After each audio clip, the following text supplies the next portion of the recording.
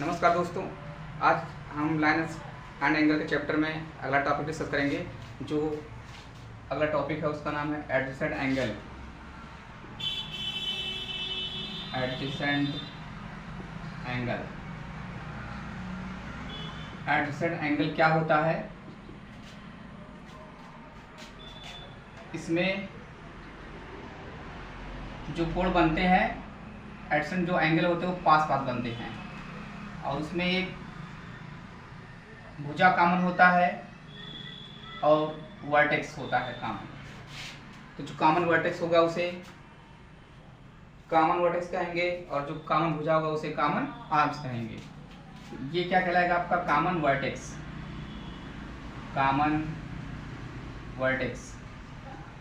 और ये चीज क्या है? आपकी कॉमन भुजा, कॉमन आर्म्स। Common arms. तो ये जो दोनों एंगल फॉर्म हो रहा है, ये जो वर्टेक्स कॉमन वर्टेक्स है आपका O, जो वो है, ये common vertex common vertex O है। ओ ए, ये क्या नाम देते हैं? B, इसका नाम क्या देते हैं? C। तो आपका ये जो एडजेसेंट एंगल है, तो एडजेसेंट एंगल क्या है? एक कोण क्या बन रहा है आपका? AOC। AOC। अगला क्या बन रहा है? COB या BOC, कोण BOC। तो ये दोनों कोण, दोनों एंगल क्या कहलाएंगे? एडजेसेंट एंगल कहलाएंगे। AOC और BOC क्या कहलाएंगे? एडजेसेंट एंगल कहलाएंगे। आपका एडजेसेंट एंगल हो गया। नेक्स्ट अगला टॉपिक आपका है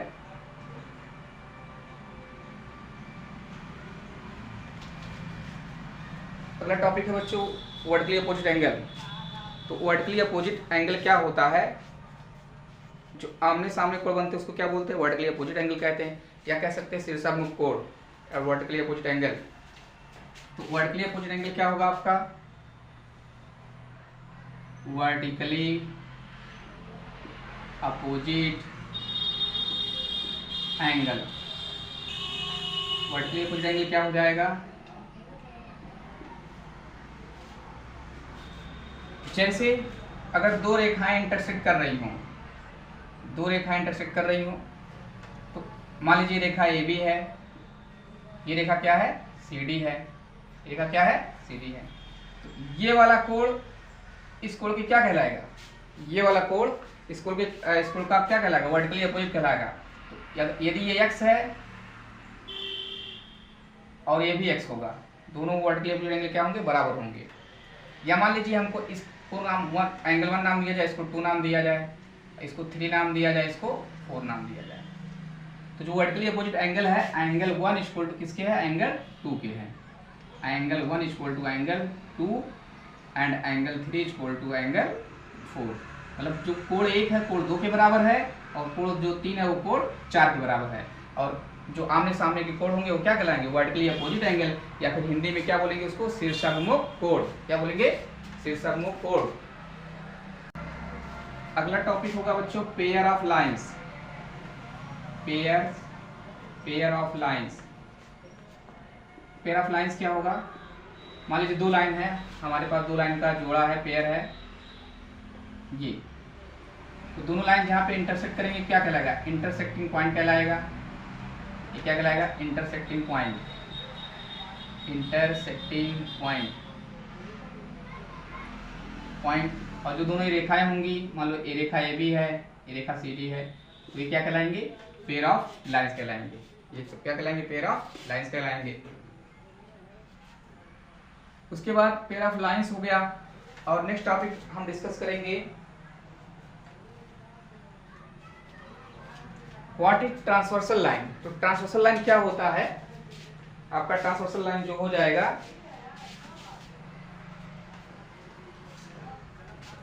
ट्रांसवर्सल लाइन,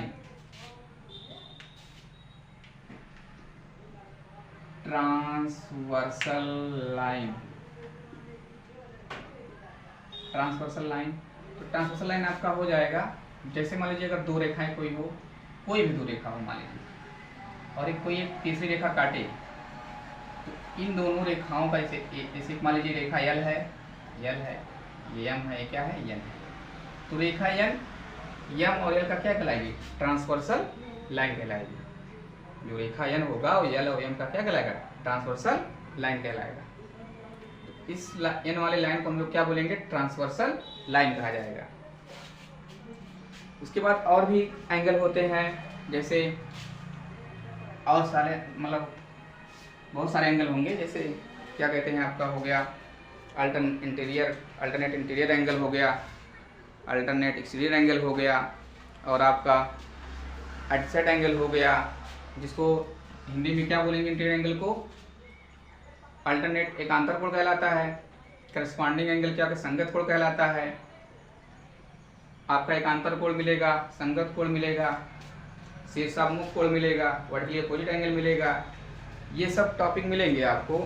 तो हम चित्र के माध्यम से आपको वर्टिकली अपोजिट एंगल क्या होता है, अल्टरनेट एंगल क्या होता है, एडसेट एंगल क्या होता है, सब डिस्कस कर दे रहे हैं। तो मान लीजिए हमारे पास दो लाइन है, दो पैरेलल लाइन ड्रा कर रहे हैं हम,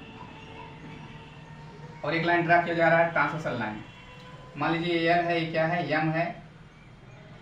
ये लाइन हमारे पास है, और एक तीसरी लाइन जो ट्रांसवर्सल लाइन है वो मान लेते हैं एन है। नंबरिंग कर देते हैं। मान लीजिए यहीं से नंबरिंग स्टार्ट कर दे रहे हैं। 1 2 3 4 5 6 7 8 1 2 3 4 5 6 7 8 दो पैरेलल लाइन लिया गया। मतलब हम कह सकते हैं यहाँ पे यल पैरेलल क्या है? यम है, और एन क्या है? ट्रांसवर्सल लाइन है। तो यहाँ पे हमारे पास जो एंगल बन रहा है, कितने एंगल बन रहे हैं? 8 एंगल बन रहे हैं हमारे पास। तो इसमें हम जो इस ट्रांसवर्सल लाइन के इधर बन रहे हैं, इधर और इस वाले लाइन के समांतर लाइन के ऊपर, जैसे एंगल 2 एंगल 8 क्या है? संगत कोण। ये संगत कोण है, करस्पॉन्डिंग एंगल कह सकते हैं। 7 1 के करस्पॉन्डिंग है, 5 3 के करस्पॉन्डिंग है, 6 4 के करस्पॉन्डिंग है। और अब शीर्षाभिमुख कोण क्या है? वर्टिकली अपोजिट एंगल क्या? 1 का वर्टिकली अपोजिट 3 है, 2 का वर्टिकली अपोजिट 4 है, 5 का वर्टिकली अपोजिट 7 है, 6 का वर्टिकली अपोजिट क्या है? 8 है। वर्टिकली अपोजिट मतलब शीर्षाभिमुख कोण। तो यदि हम इसमें करस्पॉन्डिंग एंगल की बात करेंगे, करस्पॉन्डिंग एंगल मान लीजिए करस्पॉन्डिंग एंगल क्या होगा बच्चों? करस्पॉन्डिंग एंगल आपका हो जाएगा संगत कोण। इसे हिंदी में क्या बोलेंगे? संगत कोण कहा जाएगा। क्या बोलेंगे इसको? संगत कोण। संगत कोण बोलेंगे। करस्पॉन्डिंग एंगल्स, संगत कोण। संगत कोण क्या हो जाएगा? जो इस ट्रांसवर्सल लाइन के इस साइड में और समांतर लाइन के ऊपर बन रहा है या समांतर लाइन के नीचे बन रहा है, वो क्या कहलाएगा? संगत कोण कहलाएगा। जैसे 2 का संगत कोण क्या है? 8 है। 1 का संगत कोण क्या है? 7। संगत को इंग्लिश में क्या बोलते हैं? Corresponding angle. तो 1 का करस्पॉन्डिंग एंगल क्या है बच्चों? 7 है। मतलब कह सकते हैं एंगल 1 इक्वल टू क्या है? एंगल 7 है। एंगल 7 है। एंगल 8 इक्वल टू एंगल 2 है। एंगल 8 इक्वल टू एंगल 2 हो गया। ये भी करस्पॉन्डिंग एंगल, ये भी करस्पॉन्डिंग एंगल, और भी करस्पॉन्डिंग एंगल हमारे पास हैं। ये भी करस्पॉन्डिंग हो गया। 3 के करस्पॉन्डिंग कौन है बच्चों? 4 है। Angle 3 equal to angle angle 3 equal to angle 5। ध्यान से समझिएगा।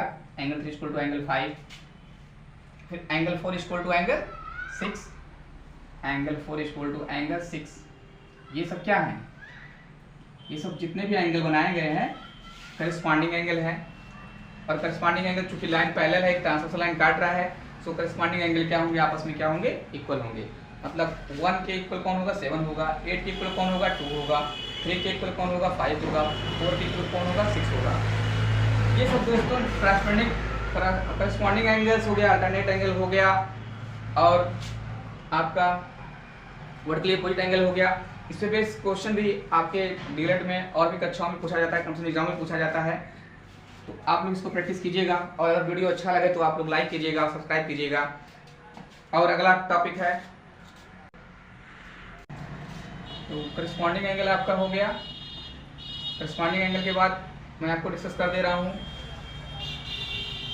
जो ट्रांसवर्सल लाइन के एक इधर और एक इधर बनेगा तो वो क्या कहलाता है, एकांतर कोण कहलाता है। 4 का एकांतर कोण 8 है, 1 का एकांतर कोण 5 है, मतलब उसे क्या बोलेंगे, अल्टरनेट एंगल। और चूंकि जो पैरेलल लाइन के अंदर बनेगा उसे क्या कहा जाएगा, अल्टरनेट इंटीरियर एंगल। उसे हम लोग बोलेंगे alternate interior angle, alternate interior angle. इसे क्या बोलेंगे बच्चों, अल्टरनेट इंटीरियर एंगल। मतलब एकांतर अंतःकोण। तो एकांतर अंतःकोण कौन होगा, 4 का एकांतर कौन है, 8। एंगल जो एक इस तरफ एक उस तरफ वाला अल्टरनेट कहलाएगा। एंगल 4 इक्वल टू एंगल 8 और एंगल 1 इक्वल टू एंगल 5।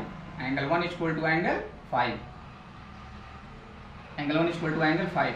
तो ये जो बच्चे बनाया गया बच्चों, तो ये क्या है आपका अल्टरनेट इंटीरियर एंगल, मतलब एकांतर अंतःकोण है आपका। और नेक्स्ट आपका मिलेगा अल्टरनेट इंटीरियर एंगल हो गया, alternate exterior angle, exterior angle, alternate exterior angle मतलब एकांतर बाह्यता कोण। तो बाह्यता एकांतर कोण कौन सा होगा, अल्टरनेट एक्सटीरियर एंगल कौन सा हो जाएगा आपका, जो बाहर बनेगा, इस पैरेलल लाइन के जो बाहर बनेगा। तो 3 के अल्टरनेट कौन है, 7 है। 3 का अल्टरनेट कौन है, 7 है। मतलब angle 3 equal to angle 7 and angle 6 equal to angle 2। Angle 6 equal to angle 2। तो ये एंगल 6 एंगल 2 के इक्वल है, 3 एंगल 7 के इक्वल है। तो बच्चों क्या बताया गया, करस्पॉन्डिंग मतलब संगत कोण, अल्टरनेट एंगल इंटीरियर एंगल का मतलब एकांतर अंतःकोण और एकांतर बाह्यता कोण। तो ये इसमें कभी कभी इतने सारे 8 टाइप के क्वेश्चन बनते हैं, तो इसमें से एग्जाम में आपको एक दे देगा और सारे एंगल पूछ लिया जाएगा। सारा एंगल का मतलब सभी ऑल एंगल्स, इसमें 8 एंगल बन से एक एंगल दे के आपसे सभी एंगलों को पूछ लिया जाता है। तो क्वेश्चन इस पे बनते हैं। तो बच्चों इस पे बेस्ट न्यूमेरिकल होगा और न्यूमेरिकल नेक्स्ट अगले क्लास में हम लोग डिस्कस करेंगे। और ये जो कॉन्सेप्ट बताया गया इसे आप लोग रिवीजन कीजिएगा, प्रैक्टिस कीजिएगा। और यदि दोस्तों वीडियो अच्छा लगा तो इसे लाइक कीजिए, सब्सक्राइब कीजिए और अपने दोस्तों को भेजिए। Okay, well done, thank you.